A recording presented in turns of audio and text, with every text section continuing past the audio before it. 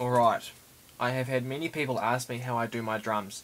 Now I have done a video before this, but I am still getting quite a few people asking me to go through making a drum beat that people are saying that they can't get enough sort of crunch or really solid punch. So, and also from my Hello remix, people wanted to know how I did the drums, and I will show you right now. So it is very simple. It's more simple with electro house, because unlike if you're making house or it just standard house music, you don't have to worry about in house music you have to have that shuffle and the swing and all that serious like hardcore loops.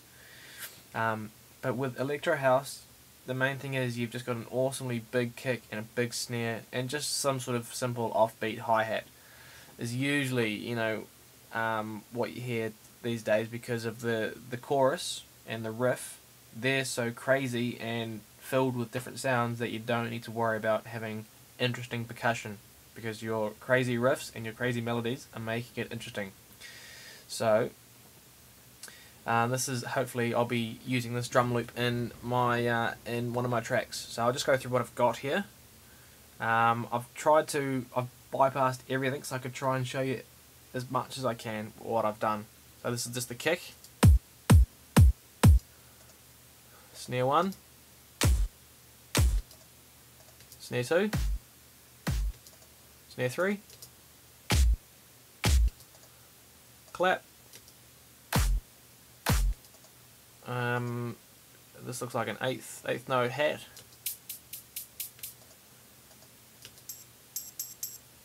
Tambourine. And 2 offbeat hats. Okay, and that's it. That's all I had. Okay, so you can see here, if I zoom in on these snares and the claps, you can see here how I've got them all at sort of different starting points. Okay, now don't be afraid to get in there and move the start points for your snares and your claps, because you'll find that you can get them to sit a whole lot better and sound bigger if you move them around. Okay, so you don't have to have them exactly quantized on the beat. And yeah, that's pretty much how I had it. That's exactly how I will have it, and that's how detailed I normally make it throughout the song. So there's not a whole lot to it. So what I would now do is, I've got my basic loop. Okay, I send my kick off to a kick bus. Now I've already made the bus, but you can see here I go down to the bus, kick. Okay, so it kicks off to here now. Now I'll group the snares and the claps together. Okay, now I'll go to bus, and I call it snap because it's a combination of snares and claps, so I just call them snap. Very clever, I know. So now that's gone to that one there. And all my percussion and hats, by the way, I'm just holding shift and clicking on those to select them all. Okay, and all those ones I'll send off to the bus called hats.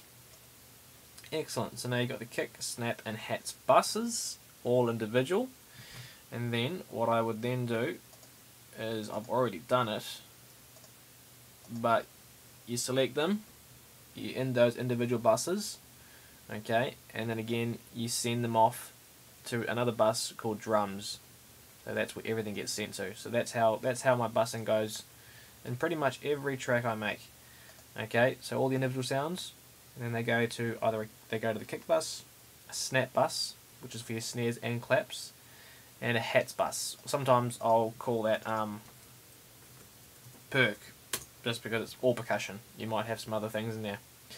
Okay, so I do that. With the kick here, what have I done? Channel EQ. I've just rolled off at 27.5 Hertz, and I've boosted 2 dB at 70 Hertz. And in the kick bus here, I have literally gone into the standard Logic compressor. I use these a lot for drums, which is crazy, I know, but they are really good. Drums, kick drum compressor. That's exactly what I did. So that one always sounds much better. Okay, so that's the kick one sounding good. Now let's do the snares and the claps. Again, in each of these ones, this one here I've rolled off a little bit at the bottom end and I've boosted it 200 Hertz.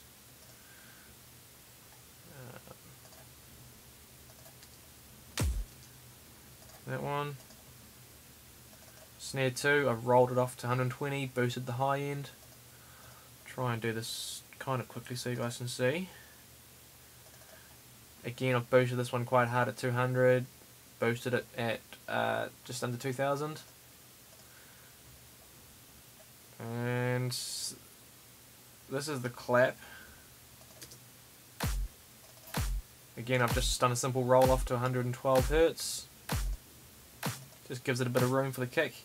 And with snares, I never usually make them wider, but with a clap, I'll always chuck in a clap.